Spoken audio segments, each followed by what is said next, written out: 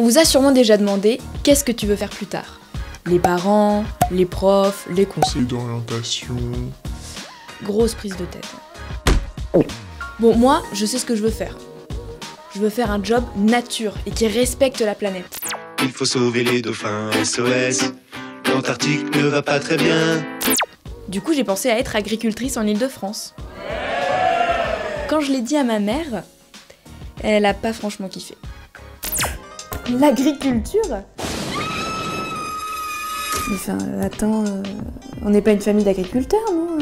Tu veux vraiment travailler toute ta vie au milieu de nulle part, dans la boue et sans internet ? Et sans internet ? Et sans internet ? Enfin, c'est pas pour toi ça, ma chérie. Oui, bon, c'est vrai que j'aurais du mal à vivre sans internet, hein. Mais Baptiste m'a rassurée. Il m'a envoyé cette vidéo. Alors ici on n'est pas du tout coupé du monde, ici on a internet, on a des nouvelles technologies, toutes nos activités sont connectées les unes avec les autres et même nos animaux sont connectés. Donc on utilise des logiciels de gestion de troupeaux, on utilise des capteurs pour mesurer le comportement naturel de l'animal, améliorer leur santé, améliorer leur bien-être animal aussi. Ces capteurs, ça se présente par exemple sous la forme de podomètres, où on peut savoir combien de pas une vache a réalisé par jour ou combien de temps elle est restée couchée. On a également donc sur des parties plus énergie renouvelable, donc aussi des maîtrises par capteur, par exemple des maîtrises de production de biométhane, qui sont des énergies durables sur l'avenir. Tout ça, ça se conduit par des nouvelles technologies, par internet, par des ordinateurs. Et c'est grâce à ces nouvelles technologies, ces moyens informatiques qu'on peut maîtriser aujourd'hui nos activités agricoles et maîtriser au mieux le bien-être et l'environnement et nos rejets dans l'environnement. Merci Baptiste, mais ça n'a pas vraiment suffi à convaincre ma mère. Et attends, mais toi t'adores la ville, les magasins, les sorties, les amis... Je peux te dire que c'est fini tout ça ma petite si tu te lances là-dedans, hein. Fini. Et bah ça tombe bien, parce qu'un autre Baptiste m'a envoyé sa vidéo, et lui, il fait de l'agriculture en plein centre de Paris. Regardez. Je suis parti d'un constat qui est que nos villes actuelles sont très peu durables dans la forme qu'elles ont et dans le métabolisme qu'elles ont, on va dire. Et du coup, moi, ce qui m'intéressait, c'est comment est-ce qu'on peut transformer ces villes pour les rendre plus durables et puis introduire un peu plus de nature, mais pas n'importe quel type de nature dedans. Et en fait, j'ai eu l'opportunité d'avoir un stage de fin d'études sur le sujet justement des toitures productives. L'idée, c'est qu'on regarde ici autour de moi comment est-ce qu'on peut réutiliser les déchets de la ville, qu'ils soient organiques ou minéraux, comme du compost, du marc de café, de la brique concassée. Et on regarde comment est-ce qu'on peut réutiliser ces déchets en tant que sol.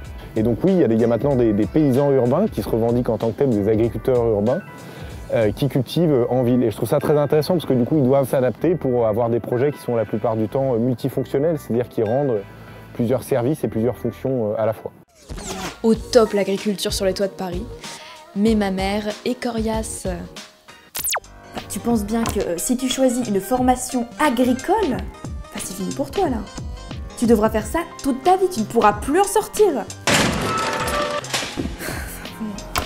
C'est pour les nuls. T'es pas nulle toi ma chérie. Bon, du coup, j'ai demandé à des jeunes qui, eux au moins, savent de quoi ils parlent, quoi. J'ai toujours voulu aller dans l'agricole. Au début, ma mère, elle voulait pas trop, donc ça s'est négocié un petit peu. Et au fur et à mesure des années, c'est passé. Je me suis rendu compte qu'il y avait de tout. Il y avait les filières vraiment agricoles et ils proposaient également une terminale S avec une option spécifique du lycée agricole biologie-écologie. Moi qui voudrais faire vétérinaire, ça peut beaucoup m'aider. Moi par exemple, je souhaiterais aller en STAPS, donc c'est dans le milieu du sport. Donc ça montre que même avec un bac agricole, on n'est pas obligé de faire tout ce qui est dans l'agriculture, comme beaucoup de personnes le pensent. J'aimais bien tout ce qui touchait à la nature, j'ai adoré les avant-après, détruire, reconstruire. C'est une filière qui permet de faire à manger et donc qui dit faire à manger dit donner à manger aux gens.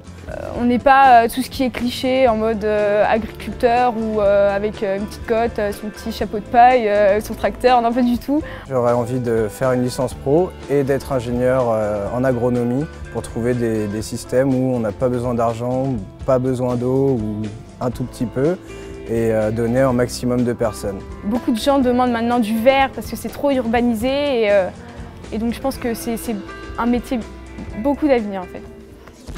Bon, c'était pas gagné, mais j'ai finalement réussi à convaincre ma mère et je vais commencer un stage de jardinier paysagiste la semaine prochaine. Alors si vous voulez faire comme moi, ou juste vous renseigner sur les formations agricoles en Ile-de-France, n'hésitez pas à aller regarder les sites que je vais vous mettre en lien dans la description de la vidéo. Parce que comme ça, si vos parents sont pas très chauds, vous aurez plein d'arguments pour avoir le dernier mot. Allez, bon courage!